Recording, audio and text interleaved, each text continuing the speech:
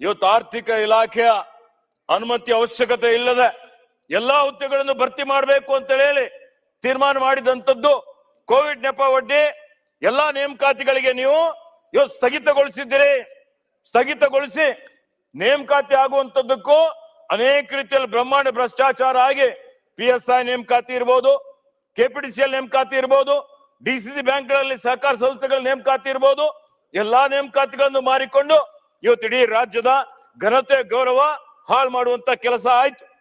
ಆದ್ರೆ ಇವತ್ತು ನೋಡಿ, ಅದರಲ್ಲೂ ವಿಶೇಷವಾಗಿ ಕಲ್ಯಾಣ ಕರ್ನಾಟಕದಲ್ಲಿ ಒಂದು ಆದೇಶ ಹೊರಡಿಸಿದ್ರೆ, ನಮ್ಮ ಸರ್ಕಾರ ಇದ್ದಾಗ ಎಲ್ಲಾ ನೇಮಕಾತಿಯಲ್ಲಿ ಮೊದಲು ಮಿಕ್ಕುಳಿದ ವೃಂದದ ಏನು ನೇಮಕಾತಿ ಆಗ್ತವೆ ಆ ನೇಮಕಾತಿಗೆ ಆದ್ಯತೆ ಕೊಡಬೇಕು ರಾಜ್ಯದಾದ್ಯಂತ. ಅದಾದ್ಮೇಲೆ ಕಲ್ಯಾಣ ಕರ್ನಾಟಕದ ನೇಮಕಾತಿಯನ್ನು ಭರ್ತಿ ಮಾಡಬೇಕು ಅಂತಿತ್ತು.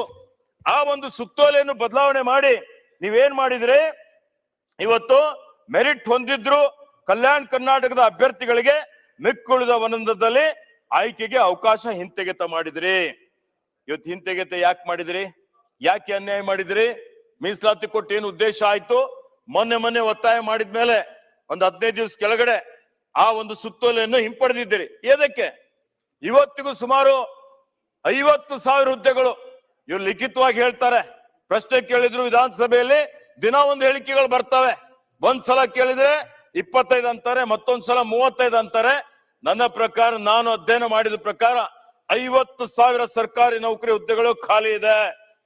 ಈ ಖಾಲಿ ಇರುವಂತ ಹುದ್ದೆಗಳು ಯಾವಾಗ ಭರ್ತಿ ಮಾಡ್ತೀರಿ? ಖಾಲಿನೇ ಇದ್ದ ಮೇಲೆ ಇವತ್ತು ಬರೀ ನಿರುದ್ಯೋಗಿ ಯುವಕರಿಗೆ ಯಾವ ರೀತಿಯಲ್ಲಿ ಅಮಿತ್ ಶಾ ನಾವು ಹಂಗೆ ಉದ್ಯೋಗ ಸೃಷ್ಟಿ ಮಾಡ್ತೀವಿ, 2 ಕೋಟಿ ಉದ್ಯೋಗ ಕೊಡ್ತೀವಿ, ಕಲ್ಯಾಣ ಕರ್ನಾಟಕದ ಎಲ್ಲಾ ನೌಕರಿಗಳು ಭರ್ತಿ ಮಾಡ್ತೀವಿ, ಎಲ್ಲಿ ಭರ್ತಿ ಮಾಡಿದಿರಿ ಸ್ವಾಮಿ? ಇವತ್ತು 50,000 ಹುದ್ದೆಗಳು ಭರ್ತಿ ಇಟ್ಕೊಂಡು, ಖಾಲಿ ಇಟ್ಕೊಂಡು ನಮ್ಮ ಭಾಗದ ಅಭಿವೃದ್ಧಿ ಆಗ್ಲಿಕ್ಕೆ ಸಾಧ್ಯ ಇದೆಯಾ? ಇವತ್ತು ನೋಡಿ, ಶೈಕ್ಷಣಿಕ ಅಭಿವೃದ್ಧಿ ಬಗ್ಗೆ ಮಾತನಾಡ್ತೀವಿ. ನಮ್ಮ ಉನ್ನತ ಶಿಕ್ಷಣದಲ್ಲಿ ಗ್ರಾಸ್ ಎನ್ರೋಲ್ಮೆಂಟ್ ರೇಷಿಯೋ ನಮ್ದೇನಿದೆ? ಒಂದೊಂದು ವಿಶ್ವವಿದ್ಯಾಲಯ ತೆಗೆದುಕೊಳ್ಳ್ರಿ ನೀವು. ಕಲಬುರಗಿ ವಿಶ್ವವಿದ್ಯಾಲಯ, ಈ ಕಲಬುರಗಿ ವಿಶ್ವವಿದ್ಯಾಲಯದಲ್ಲಿ ಸುಮಾರು 80% ಹುದ್ದೆಗಳು ಖಾಲಿ ಇದೆ. ಯಾಕೆ? ಇವತ್ತು ನಮ್ಮಲ್ಲಿರುವಂತ ಕೃಷಿ ವಿಶ್ವವಿದ್ಯಾಲಯ ತಗೊಳ್ರಿ, ಪಶು ವಿಶ್ವವಿದ್ಯಾಲಯ ನಮ್ಮ ಬೀದರ್ದಲ್ಲಿ ಪ್ರಾರಂಭ ಮಾಡಿದಿರಿ. ಆ ಪಶು ವಿಶ್ವವಿದ್ಯಾಲಯದಲ್ಲಿ ಸುಮಾರು 100 ಕೋಟಿ ರೂಪಾಯಿ ಬ್ರಹ್ಮಾಂಡ ಭ್ರಷ್ಟಾಚಾರ. ಅಲ್ಲಿರುವಂತ ಉಪಕುಲಪತಿಗಳು, ಅಲ್ಲಿರುವಂತ ಅಧಿಕಾರಿಗಳು, ನಾನು ಸಾರ್ವಜನಿಕ ಲೆಕ್ಕಪತ್ರ ಸಮಿತಿಯ ಸದಸ್ಯನಾಗಿ ಅದನ್ನು ತನಿಖೆ ಮಾಡಬೇಕು ಅಂತ ಹೇಳಿ ಸಾಕಷ್ಟು ಸಲ ಒತ್ತಾಯ ಮಾಡಿದ್ರು. ಇವತ್ತಿನ್ನು ಆಮೆಗತಿಯಲ್ಲಿ ನಡೀತಾ ಇದೆ. ಒತ್ತಾಯ ಮಾಡಿದ್ರೆ ಈ ತರ ಲೂಟಿ ಆಗಿದ್ರೆ ಆ ಭಾಗದ ಅಭಿವೃದ್ಧಿ ಆಗಲಿಕ್ಕೆ ಸಾಧ್ಯ ಆಗ್ತದಾ? ಟೈಮ್ ಇಲ್ಲ, 15 ನಿಮಿಷ ಕೊಟ್ಟಿದ್ದಾರೆ. ಕ್ಲಿಯರ್ ಮಾಡಿ, ತಾವು ಆರೋಪ ಮಾಡ್ತಾ ಇದ್ರಿ. ನಾನು ಈ ವೆಟರ್ನರಿ ಯೂನಿವರ್ಸಿಟಿ ಬೀದರ್ನಲ್ಲಿ ಏನಾಗಿದೆ ಭ್ರಷ್ಟಾಚಾರ 17 ಆಗಿದೆ. ನಾವು ಬಂದ್ಮೇಲೆ ಎನ್ಕ್ವೈರಿ ಮಾಡಿದ್ದೀನಿ, ಸಸ್ಪೆಂಡ್ ಕೂಡ ಮಾಡಿದ್ದೀನಿ. ಅದಕ್ಕಾಗಿ ಸರ್ಕಾರಕ್ಕೆ ಹೇಳ್ರಿ, 17-18ನಲ್ಲಿ ಭ್ರಷ್ಟಾಚಾರ ಆಗಿದೆ. ಯಾವ ಸರ್ಕಾರ ಇತ್ತು? ಆಮೇಲೆ ವೈಸ್ ಚಾನ್ಸಲರ್ಗೆ ಸಸ್ಪೆಂಡ್ ಮಾಡಿದ್ದೀನಿ, ಸಭಾಧ್ಯಕ್ಷರೇ. ಮಾನ್ಯ ಸಭಾಧ್ಯಕ್ಷರಿಗೆ ಸರ್ಕಾರಕ್ಕೆ ಉತ್ತರ ಕೊಡ್ಲಿಕ್ಕೆ ಒಂದು ಏನಾಗಿದೆ ಅಂದ್ರೆ, ನಿಮ್ ಕಾಲದಲ್ಲಿ ಏನಾಯ್ತು, ನಮ್ ಕಾಲದಲ್ಲಿ ಏನಾಯ್ತು, ಅವಾಗಾಯ್ತು, ಇವಾಗಾಯ್ತು, ಇದೆಲ್ಲ ಮಾನ್ಯ ಮಂತ್ರಿಗಳು ಅರ್ಥ ಮಾಡಿಕೊಳ್ಳಬೇಕು. ಯಾವ ಕಾಲದಲ್ಲಿ ಭ್ರಷ್ಟಾಚಾರ ಇದ್ದಿದ್ ಭ್ರಷ್ಟಾಚಾರ, ಲೂಟಿ ಹೊಡೆಯವನೇ, ಅಪರಾಧ ಮಾಡಿದವನು ಅಪರಾಧನೇ, ಗುಂಡಾ ವ್ಯಕ್ತಿ ಗುಂಡಾನೇ. ಇವತ್ತು ಅವನ್ ಮಾಡಿದಾನೆ. ನಿಮ್ ಕಾಲದಲ್ಲಿ ನೀವು ಇಷ್ಟು ಮಾಡಿದಿರಿ, ನಾವು ಅದಕ್ಕಿಂತ ಜಾಸ್ತಿ ಮಾಡ್ಲಿಕ್ಕೆ ಬಂದಿದ್ದೀವಿ. ಆ ರೀತಿ ಹೇಳ್ತೀರಾ?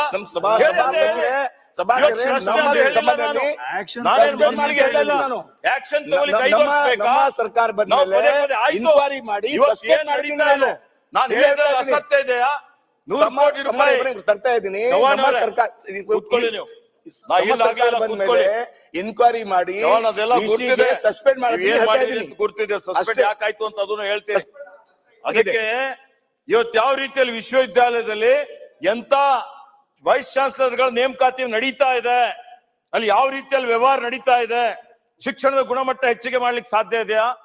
ಕಲಬುರಗಿ ಅನೇಕ ವಿಶ್ವವಿದ್ಯಾಲಯಗಳಿದಾವೆ. ಎಲ್ಲಿ ಇವತ್ತು ನಕಲಿ ಇವತ್ತೇನು ಡಿಗ್ರಿ ಸರ್ಟಿಫಿಕೇಟ್ ಕೊಡ್ತಾ ಇದೆ ಅನ್ನುವಂತ ಆರೋಪಗಳು ಬರ್ತವೆ. ಇವತ್ತು ಯಾವುದೇ ಪರೀಕ್ಷೆಗಳು ನೈಜವಾದಂತದ್ದು ಆಗೋದಿಲ್ಲ. ಇವತ್ತು ಕಲಬುರಗಿ ವಿಶ್ವವಿದ್ಯಾಲಯದಲ್ಲಿ ಸುಮಾರು 80% ಪ್ರೊಫೆಸರ್ ಹುದ್ದೆಗಳು ಖಾಲಿ ಇದೆ. ನೀವು ಹೇಳ್ತೀರಿ ಇವತ್ತು ಬೀದರ್ನಲ್ಲಿ ಒಂದು ಹೊಸ ವಿಶ್ವವಿದ್ಯಾಲಯ ಪ್ರಾರಂಭ ಮಾಡಿದಿರಿ. ಏನಿದ್ದಂತ ವಿಶ್ವವಿದ್ಯಾಲಯ ಅದೊಂದು ಏನಿತ್ತು ನಮ್ಮಲ್ಲಿ ಹಾಲಳ್ಳಿಯಲ್ಲಿ ಒಂದು ಎಕ್ಸ್ಟೆನ್ಷನ್ ಮಾಡಿ ಇವತ್ತೊಂದು ಸ್ನಾತಕೋತ್ತರ ಪದವಿ ಪ್ರಾರಂಭ ಮಾಡಿದ್ದಾರೆ ಕೋರ್ಸ್. ನಾವಿದ್ದಾಗ ಸುಮಾರು 15-16 ವರ್ಷ ಆಯ್ತು. ಅದರಲ್ಲಿ 16 ಕೋರ್ಸ್ಗಳಿಗೆ 100 ಜನ ಉಪನ್ಯಾಸಕರು, ಪ್ರೊಫೆಸರ್ಗಳು ಬೇಕು. ಒಬ್ಬ ಖಾಯಂ ಪ್ರೊಫೆಸರ್, ಒಬ್ಬನೇ ಒಬ್ಬನ. ಹೆಂಗ್ ಮಾಡ್ತೀರಿ? ಏನ್ ಕಲ್ಯಾಣ ಕರ್ನಾಟಕ ಅಭಿವೃದ್ಧಿ ಆಗ್ತದ? ನಿಮ್ದು ಉನ್ನತ ಶಿಕ್ಷಣಕ್ಕೆ ಹೆಚ್ಚಿನ ವಿದ್ಯಾರ್ಥಿಗಳಲ್ಲಿ ಬರ್ತಾರ? ಅವ್ರು ವ್ಯಾಸಂಗ ಮಾಡ್ಲಿಕ್ಕೆ ಸಾಧ್ಯ ಇದೆಯಾ? ಆಲೋಚನೆ ಮಾಡ್ಬೇಕಲ್ಲ. ಇವತ್ತು ವಿಶ್ವವಿದ್ಯಾಲಯದ ಎಲ್ಲಾ ವಿಶ್ವವಿದ್ಯಾಲಯಗಳು ಬಹಳ ವಿವರವಾಗಿ ಹೇಳಿದ್ರೆ ಬಹಳ ಸಮಯ ಆಗ್ತದೆ. ವಿಶ್ವವಿದ್ಯಾಲಯ ಇರ್ಬೋದು, ಪದವಿ ಕಾಲೇಜುಗಳಿರ್ಬೋದು, ಪದವಿ ಪೂರ್ವ ಕಾಲೇಜುಗಳಿರ್ಬೋದು, ಪ್ರೌಢಶಾಲೆ ಇರ್ಬೋದು, ಪ್ರಾಥಮಿಕ ಶಾಲೆ ಇರ್ಬೋದು, ಈ ಎಲ್ಲಾ ಕಡೆ ಸಾವಿರಾರು ಹುದ್ದೆಗಳು, ಶಿಕ್ಷಕರ ಹುದ್ದೆಗಳು ಖಾಲಿ ಇದ್ದು ಇವತ್ತು ಮಕ್ಕಳ ಶಿಕ್ಷಣ ಕುಂಠಿತ ಆಗ್ತಾ ಇರ್ತಕ್ಕಂಥದ್ದು ಸರ್ಕಾರದ ಗಮನದಲ್ಲಿದ್ರು ನಾವು ಹೊಸ ವಿಶ್ವವಿದ್ಯಾಲಯ ಪ್ರಾರಂಭ ಮಾಡಿದ್ದೀವಿ. ಏನು ಗಗನದಾರಿ ಕೆಲಸ ಮಾಡಿದ್ರಪ್ಪ? ಎಷ್ಟು ಅನುದಾನಕ್ಕೆ ಹೊಸ ವಿದ್ಯಾಲಯಕ್ಕೆ? 2 ಕೋಟಿ ರೂಪಾಯಿ. ನಾನು ಕಲ್ಯಾಣ ಕರ್ನಾಟಕ ಅಭಿವೃದ್ಧಿ ಮಂಡಳಿಯಲ್ಲಿ ಪ್ರಾಥಮಿಕ ಶಾಲೆ ಸರಿಯಾಗಿ ಮಾಡ್ಬೇಕು ಅಂತ ಹೇಳಿ 5 ಕೋಟಿ ರೂಪಾಯಿ ವೆಚ್ಚ ಮಾಡ್ತಾ ಇದ್ದೇವೆ ಪ್ರಾಥಮಿಕ ಶಾಲೆಗೆ.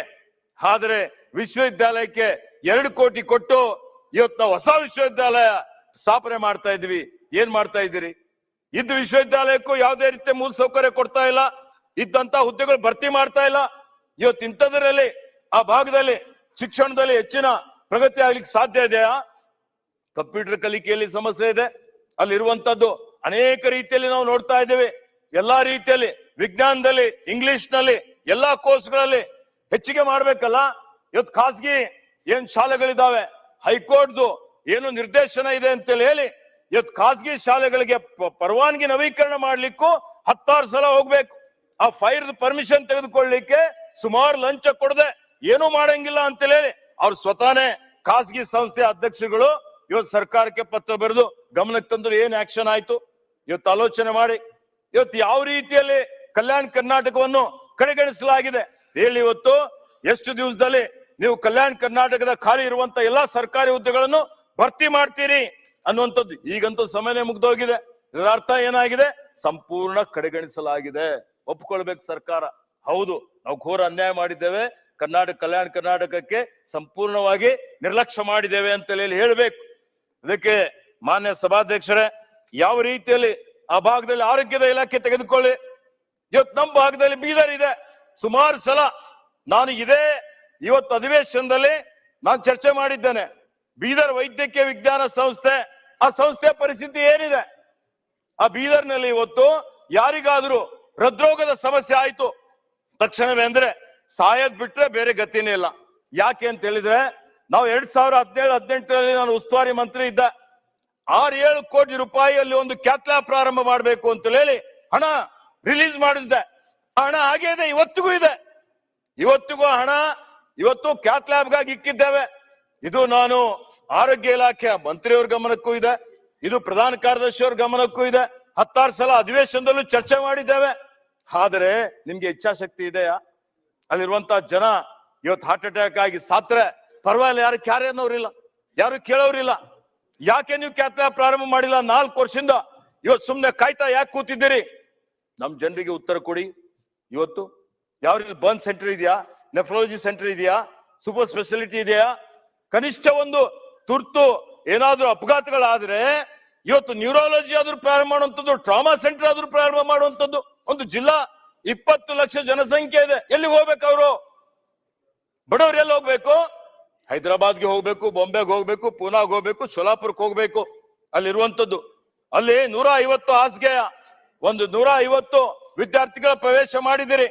ಬೀದರ್ ಕಾಲೇಜ್ ಪ್ರಾರಂಭ ಆಗಿದ ನಂತರ ಆಗಿದಂತ ಏನು ವೈದ್ಯಕೀಯ ವಿಜ್ಞಾನ ಸಂಸ್ಥೆಗಳಲ್ಲಿ ಎಲ್ಲಾ ರೆಗ್ಯುಲರ್ ನಿಮ್ PG ಕೋರ್ಸಸ್ ಪ್ರಾರಂಭ ಮಾಡಿದ್ದೀರಿ. ಬೀದರ್ಗೆ ಯಾಕೆ ಮಾಡಿಲ್ಲ? ಬೀದರ್ಗೆ ಇವತ್ತು ಹೊಸದಾಗಿ ನ್ಯಾಷನಲ್ MCI ಹಿಂದೆ ಅದರ ಪರವಾನಗಿ ಪಡೆದಿದ್ದೀರಾ? ಯಾಕೆ ಪ್ರಯತ್ನ ಮಾಡಲಿಲ್ಲ? ಅಲ್ಲಿರುವಂತ ಸ್ವಚ್ಛತಾ ಕರ್ಮಿಗಳ ಪರಿಸ್ಥಿತಿ ಮೊನ್ನೆ ನಾನು ಮಾನ್ಯ ಸಚಿವರ ಗಮನಕ್ಕೆ ತಂದಿದ್ದೇನೆ.